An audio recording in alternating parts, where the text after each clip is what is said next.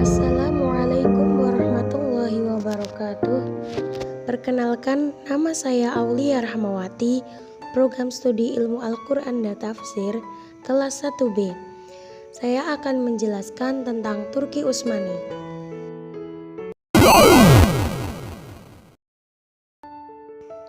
Berdirinya kesultanan berawal pada paruh kedua abad 6 Masehi. Bangsa Turki yang berasal dari Turkestan melakukan migrasi besar ke wilayah Asia Kecil dan tinggal di tepi sungai Amudarya, Tabaristan, dan Gurgan. Kontak pertama bangsa Turki dengan Muslim terjadi di masa pemerintahan Umar bin Khattab yang berlanjut di era Utsman bin Affan. Turki selanjutnya banyak berperan di masa Khalifah Abbasiyah. Peluang ini dibuka Khalifah Al-Mu'tasim.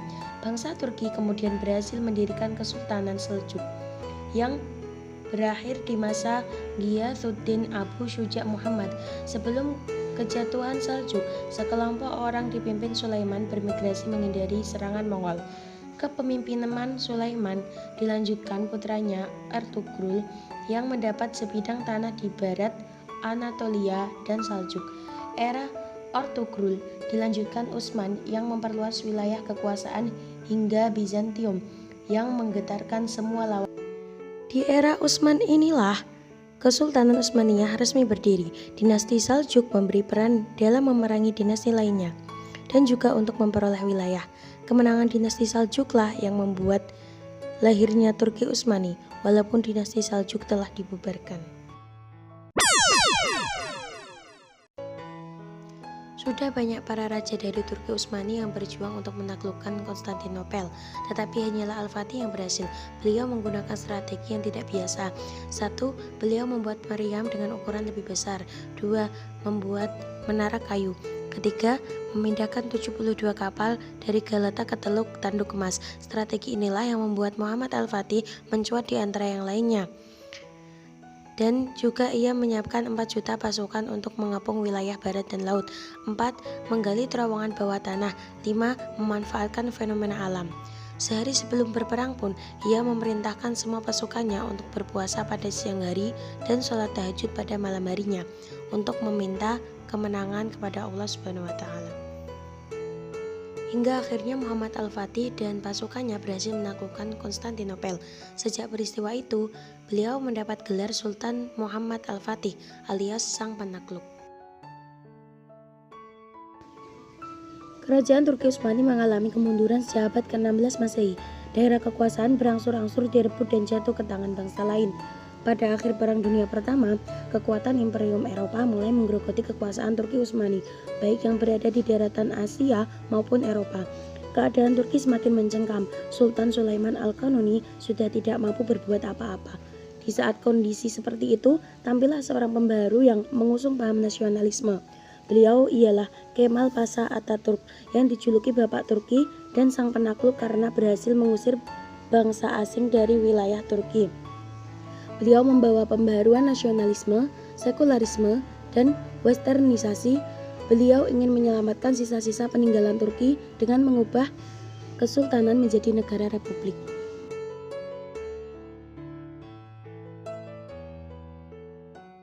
Walau menguasai Konstantinopel, Mehmed tidak lantas menghancurkan bangunan gereja di sana. Ia membiarkan gereja Ortodok Hagia Sophia tetap berdiri, membiarkan simbol-simbol Kristen di dalamnya dan hanya menutup simbol-simbol itu dengan simbol Islam. Gereja yang sudah berumur 1000 tahun itu menjadi masjid hingga 1932 Masehi, sebelum kemudian diubah menjadi museum oleh Presiden Turki Mustafa Kemal Atatürk.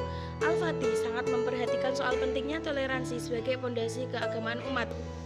Baginya, perbuatan baik bukan berarti batasi hanya untuk sesama muslim, namun juga terhadap non-muslim, salah satunya kaum Nasrani. Sultan telah memberi kebebasan bagi mereka memilih pemimpin agama yang memiliki otoritas untuk melaksanakan pengadilan dalam masalah-masalah sipil di kalangan mereka. Sultan Muhammad Al-Fatih memperlakukan penduduk Konstantinopel dengan cara yang penuh rahmat. Sultan memerintahkan tentaranya untuk berlaku baik dan toleran kepada para tawanan perang. Bahkan dia telah menembus sejumlah tawanan dengan hartanya sendiri, khususnya kepada para pangeran dari Yunani dan pemuka agama Nasrani. Sultan kerap bertemu mereka untuk menenangkan diri mereka. Sultan memberi jaminan agar mereka tidak takut berada di atas akidah lama, melakukan syariat agama mereka, serta tetap beribadah di rumah-rumah ibadah mereka.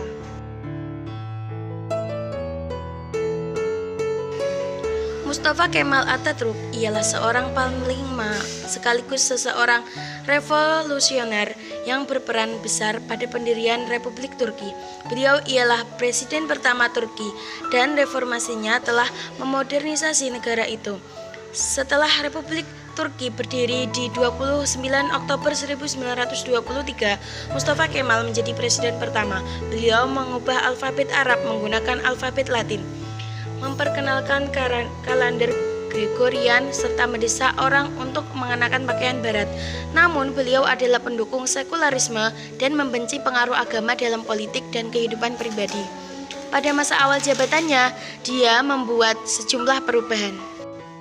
Pada 2 Maret 1924, Kemal mendorong beberapa rancangan undang-undang melalui parlemen baru, yakni mengakhiri kode hukum berdasarkan agama, membuat satu sistem pendidikan umum, sehingga mengakhiri sekolah-sekolah agama, serta menghapuskan sistem kekhalifahan.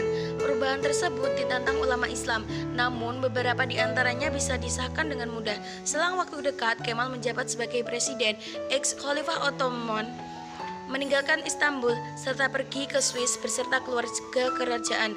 Insiden ini mengakhiri 500 tahun pemerintahan dinasti Ottoman. Setelah itu, parlemen segera mengesahkan lebih banyak undang-undang yang terkait dengan kepercayaan, seperti mencabut larangan alkohol dan mengurangi undang-undang perihal perceraian dan warisan. Pada 1925, Kemal memberitahu masyarakat Turki untuk mengenakan topi bergaya Eropa dibandingkan fez, topi merah bergaya Ottoman. Ini merupakan awal dari arus hukum sekularisasi yang luas serta mengganti Turki menjadi negara Eropa. Bagi wanita, Kemal melarang pemakaian jilbab, mengakhiri poligami, serta mewajibkan pernikahan sipil. Syarat ini dinilai menjadi serangkaian perubahan politik yang menunjuk pada perubahan sosial dan memperbarui cara hidup orang Turki.